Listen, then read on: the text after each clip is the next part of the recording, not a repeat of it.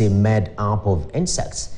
Well, you better start doing so now. The International Center of Insect Physiology and Ecology, ICIPE, is now considering the option of making termites and crickets provide the vital proteins for humans.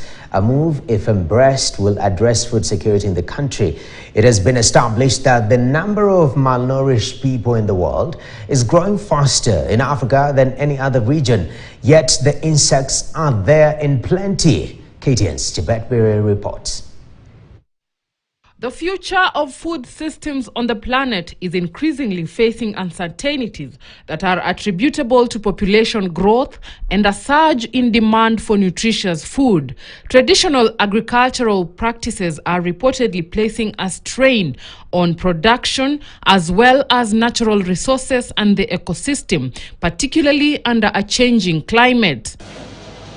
According to scientists, edible insects can play a vital role in changing the tide and diet of the global food system. Insects provide a key resource that can be exploited and utilized as a source of food.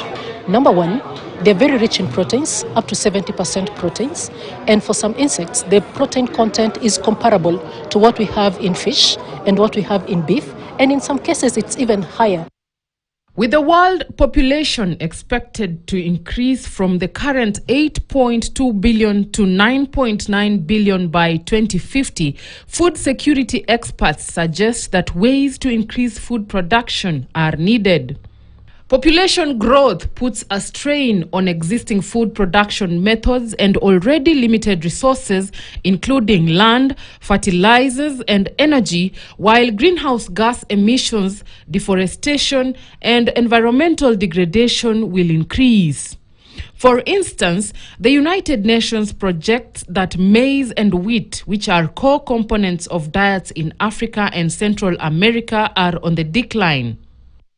According to food scientists, using insects as food is cost-effective and reliable. Additionally, insects are a sustainable source of protein and other nutrients that are not found in the usual foods that you eat. Through a dinner dubbed Biodiversity Bites, ICIPE aimed to create and increase awareness on the importance of insects such as crickets and grasshoppers in your diet. I never knew that I would enjoy a meal full of insects, right from the starter to the dessert. And this right here has been my favorite. It's called msenene, or grasshopper if you like it. So crunchy and delicious. Food security experts suggest that protein remains a critical driver of the planetary food systems. One of the things that we can do with insects, for those who fear insects, is that we can dry them and grind them into powder. Then we can use this powder in formulation of different food products. Edible insects have attracted global attention as a high potential source of healthy food. However, to fully realize this potential, there is need for more skilled human resource, research, and innovations in insect for food and feed value chains. Chebet Birir, KTN, Nairobi.